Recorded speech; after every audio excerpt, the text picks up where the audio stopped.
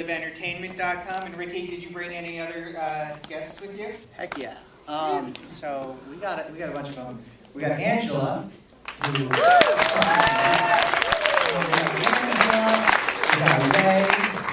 Santiago. Just please don't make me do this alone. I had to drink because I knew I was going to have to talk to people. We got Ezra Buzzington, we have Molly McCook, and we have the Sally Kirkland.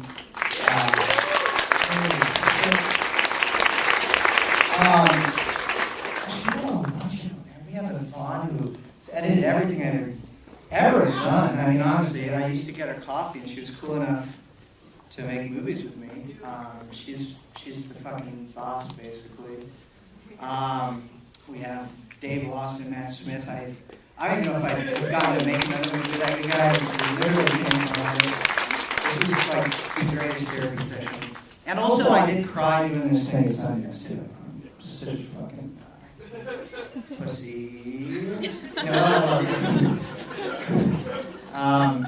So, what are we doing, Fred? Ask a question. So, Ricky, if we look at all three of your films together, does Trash Fire make a trilogy with the position in Suburban Gothic?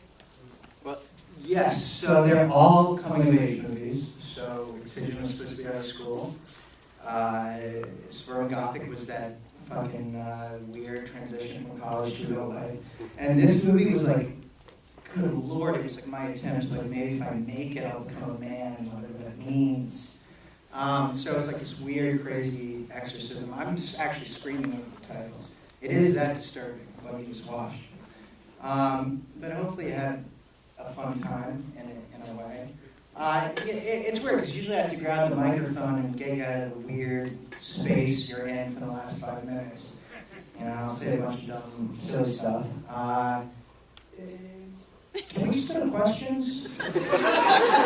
Yeah. I mean, Fred, I'll be candid. We'll get weird. We'll do this. I'll make this worth you staying here another 15 minutes. If anyone has questions, raise your hand. I see a hand in the back there. Why were you playing with your pocket? What's in that pocket? What's in the pocket? You're playing with your pocket. Was I really David? Yeah. So this is Dave. I actually met Dave at Screamfest last year. 2 years Whatever. It's felt like 1,000, quite frankly. Yes. Tell us what your mom thinks about it. Rose. Rose has a lot of mixed feelings about a lot of things. No, she. You know what? My mom's from Mississippi. She has gone to such lengths to be like cool and nice about this stuff. She showed up to Sundance with this movie, and I apparently counted every bad word I did on the fingers in the background. I couldn't see it, but she did give me a number at the end of the night. But she's, so I don't have a bad thing to say about her. But I will say she wants me to make the movie more like Lord of the Rings. That's what she's doing. That's her thing. She's making Lord of the Rings. That's what I like. She also enjoys The Blind Side, who's Sandra Bullock. Yes. Sorry, I noticed a really interesting relationship between the more religious characters versus morality. Was that something that you were like going in this movie wanted to tell, or was that just like a catalyst and all the fucked up shit that happened? That's actually a fascinating question. Very, my friend. But also, I think you're scared to ask a question in general. So ask whatever you want. So everyone's a hypocrite. The movie's split into two worlds. They literally drive into a horror movie, right? And it's a bigger, louder, crazier world. I remember, we set rules for it. So it's like I would go to church in Northern Virginia, and we're quiet. You listen to the pastor. And then you go to church in Mississippi, and everyone is loud, and you sing, and your spirits are speaking through you. So we created sort of these rules for the two worlds of the movie, you know what I mean? So to answer your question, and I could have in a simple sentence, but what I'm doing is being an entertainer. So really, everyone's a hypocrite, and that's sort of the biggest and most important, I think, point of the movie, other than, you're gonna fucking die. Let's get weird, guys. Let's do this. Can I walk around with this mic? Can I go with this now? All right. So quite frankly, and you guys, I am gonna go weird. It's all good. Yeah, thank you. So quite frankly, the entire point of the movie is, I got depressed. I went to some fucking crazy places. No one stuck my beat. Got me through it all. I mean, quite frankly, this is where it gets weird, and I just love you. But the idea is that everyone has plenty of time to sort of change if you were to be immortal, right? So you could die tomorrow, and that's why we set up a third act, and then I pull the rug right out from under you, because it's never too late to change, but it is too late to change if you want to affect the lives of the people around you who you wronged. So that is sort of the thesis that we try to deliver upon. Ask a question. Something lighter. There's one in the front, but there's a bright, blinding light in the back. If there's anyone in the back I can't see, feel free to shout out. That's a hell of a hat, by the way. And glasses. But you do. Mine's not lighter, You though. have a question. No, get weird. I like your ensemble. What do you got for me? So, I think, he asked something similar to what I was going to ask, but, I'm from I grew up in an agnostic family. We never talked about religion a single time in my entire upbringing. Right. And to see the two main characters, they both come from very religious backgrounds, and they're the man had a bit of a clash with her, despite his religious background. So they both had very religious backgrounds. But I wanted to hear you talk about how is it something in your personal life? Certainly. That is into that. I want to hear why you created both your main characters coming from very religious backgrounds. Well, religion has certainly informed my entire life, right? So, especially growing up in the South. Okay. And it's a fascinating thing because I was terrified of going out. I do go to confirmation classes. All this fucking cotillion has nothing to do with religion. Fucking so there you go. You know what I'm talking about. Where are you from? New Hampshire. Well, that's not what we're talking about, but you had to live through it. I'm going deep south. We're going fucking dark and dirty. So Noelle, my fiance, she went through this she was very religious in New Mexico, right? But there were varying degrees. I was fortunate in a weird way I went to New York for 5 years. So I got to figure out what that meant to me, right? And we met, and she moved out. She's, I believe, the only member of her whole family to move out of that town and rethink that stuff. She used to, when we first started dating, if I did a demon voice, she would fucking lose. Oh my God. If I was But how many times did you play with that? she would be like, you fucking asshole. She wouldn't talk to me for all day. She'd be looking under things for Satan. So maybe I answered part of your question. That's cool. I dig that. There's a question in the... Can you ask someone else something? Yeah. There's a question right there with your hand up. Fred, take it over, buddy. Yes, miss, with your hand up. Thank you. If you could talk a little bit about the financing, what strategies you used, and how long the financing process took. All right, here's a light question, Ricky. Talk about the financing. So here's the thing. No one... Okay. You want to know the financing. It's very hard to make a movie. There's no right way to do it. When I made my first one, this thing called Excision, it was with 30 of my best friends from high school, because we all moved out here, worked in the film industry, realized no one's going to help you. You have to do it yourself. There's no way to fucking do this. And we raised money. Actually, Rob is here. Where's Rob? He looks like a surfer. Though he went to the bathroom. Rob's pretty drunk, huh? Yeah. That's his wife right there. She's probably a little annoyed about it. So we literally raised the money with everything from my school, and we made it. We made this thing, and Yvonne, an actual she, I believe, was the only professional at the time working on it. But we made this movie, and that opened the sort of. There's Rob. There's Rob. Rob. Rob. All right. So it really teaches you if you want something bad enough, you're going to make it happen. And financing sort of doesn't get in the way. I've never gotten the amount of money that I wanted to have when I wrote the script. And half the time or more, the movie gets more interesting. You know what I mean? When you're forced to get creative. It's cool, it's fun, it's awesome. God bless you. All right, what do we got? There's a question over there. Yeah, I'd love to hear from the cast how you Thank you. navigated that world of Ricky's fucked up brain. Yeah, for all of the cast, how did you relate to Ricky's world? Do you want to start, Angela? Well, when I first met Ricky to talk about doing the meeting, he was wearing mesh basketball shorts and he was unshowered and a mess, and I immediately loved him and would want to work with him. We sat for like 2 hours and I told him everything about my life and he told me everything about his, and we just completely got on the same page. So I would say the process of working with him was just like pure, it felt like family. Like it felt like we could be really real with each other and there was like no like politeness ever. Ever.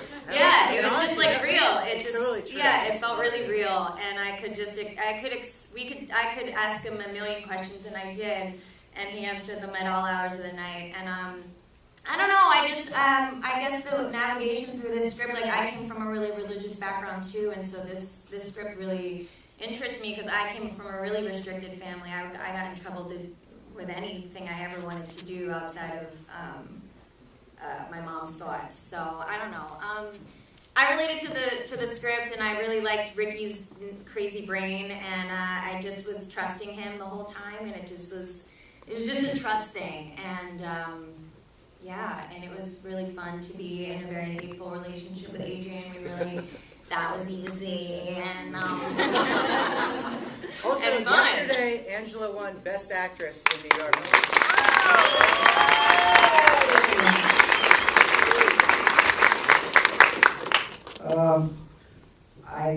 I met Ricky on Suburban Gothic, and I saw a really great filmmaker who wanted to make good movies and allowed actors to come and do stuff.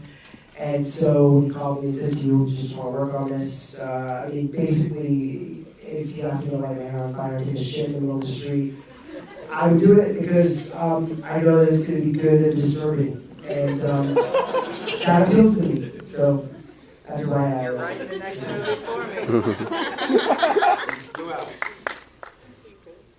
Yeah, I met Ricky on Excision, and what a crazy experience. I basically, when he asked me to read the script, I knew that I didn't know that it could get more fucked up. But I'm completely trusting of Ricky and everything that he writes and everything that he does, and I would be in every movie of his because it's always magic, so happy to be a part of it. I was up in the same enforcement position. I didn't know any of these crazy people out there, with the exception of Sally, who we lived very close to each other for a number of years. But I came to this project through Matthew, actually, who I trusted implicitly in his taste, and he's got a script, and I thought, this is fucked up, and I really liked it a lot. Because I kind of pride myself in doing things that are just way under the radar, that are unusual and strange, and give a voice to voiceless energies and people. And as soon as I got on set, I just kind of fell in love, because there was just this vibe on set that was there that was so incredibly cool, and so welcoming. And it's hard when you're just there for a couple days, and it always goes up to the top. And, Not the top, man. Seriously. Yvonne is the top. Yeah, I'm not talking about him. I'm talking about him. I don't like that guy. That was great. It was an incredible experience. And this first time I saw it, I couldn't make sense because I was working, so I'm thrilled to death to see it. And really, congratulations to everybody. You're incredible. Okay.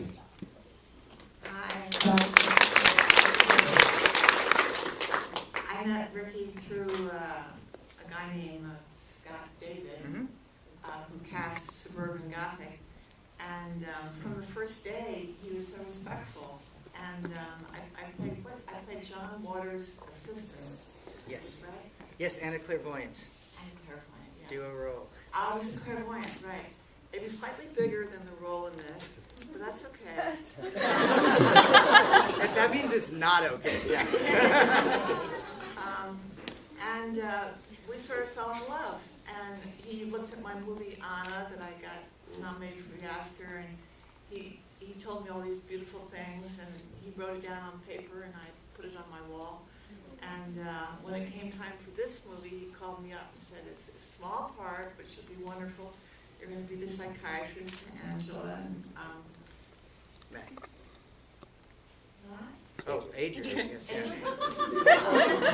Matthew needs a psychiatrist more than any of them. And, you know, he's a real actor's director, if you know what I mean. He just completely lets you do your thing, and then he tells you his vision, and it usually cooperates. I love him a lot, and I think he's brilliant, don't you? Yeah! Another question in the middle. There's a bright light, so if I can't see your hand, please just shout out. Ricky, what the fuck is wrong with you? Ricky, you have any more to add to that? This Q&A just got extended by a long time. Let me tell you something. Everyone else can leave, but you're not going fucking anywhere. Now, I'm not going to do this. I'm trying to act professional. I want to get another movie in. Someone with a real question. You know. I have more, Ricky. Thank you you. have one. I'm sorry for my English. No, you're okay. Yeah, thank you.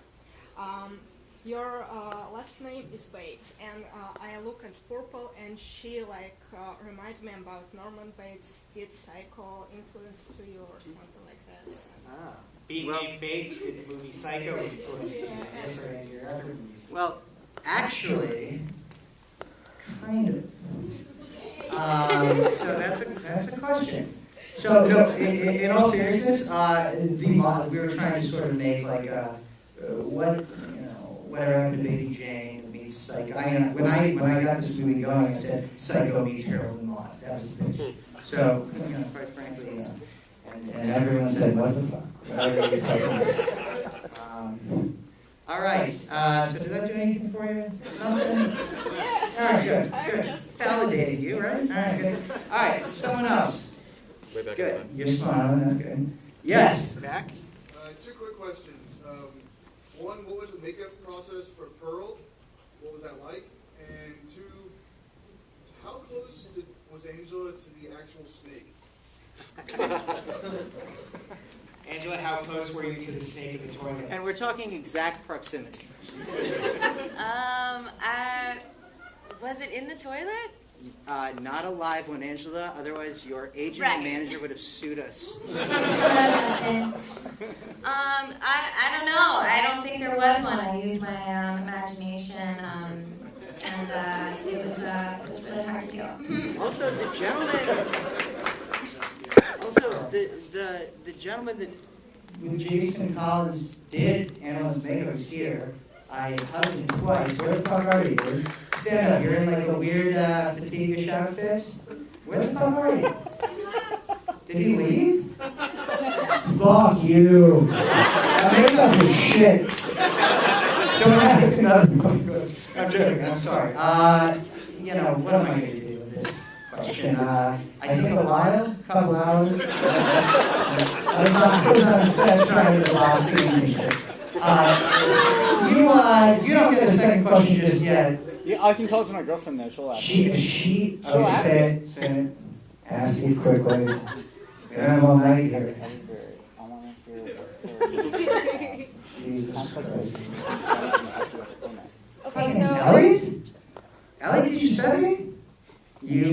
Okay, guys, this is my buddy from college. That's great. We'll grab a beer later. Yes. So we're both video editors, and our question is, what was your editor's biggest conflict with you, and how did you guys overcome it? Come on, get down here and come here. Come on. Did you? Oh, come on, Yvonne. So apparently everything. Apparently just my general presence. This is probably the hardest day she's had. I would say honestly, I don't shoot that much coverage. Britt. Is it Britt here? We're friends with Britt. Yeah, Britt's the fucking shit of all shit. Actually, Britt edited, I did that White Love video, and she's the best. Britt, be candid, I have no emotions left. I did when we made the first one, now I'm dead inside. Answer whatever you want. Let's hear it, Britt. Yeah, she really hated that you didn't do any coverage. Yes. You had some extra VFX shots that didn't need to exist. Yes. I don't do coverage because I don't need it, because I know what I'm doing. That's why they do the Sundance. I'm joking, that was so shitty, no one recorded that. Alright, now, moving on. There was a question in the middle. Ricky. Yes. Where can we see the blooper reel? Oh, dude, hey, you just hang out with me. You know, I was crying and looking at a white wall crying the other year. We'll have a beer and talk about that. Yes, it was a non sequitur, but someone else, tangents, shut the fuck up, Shane. What was the skeleton on the floor? Well, I would like to think it was her husband. That's why I put it there. Yes. Yeah, you want to answer all this question. Am I getting a dick now? Is that where we've gone? Because I'm actually like fucking really happy that there are people here. I never expect this. This is very nice. Yes, Aaron. So, since Dave asked the question and you dodged it, you've touched your pocket like 35 times. What's in there? So, Aaron.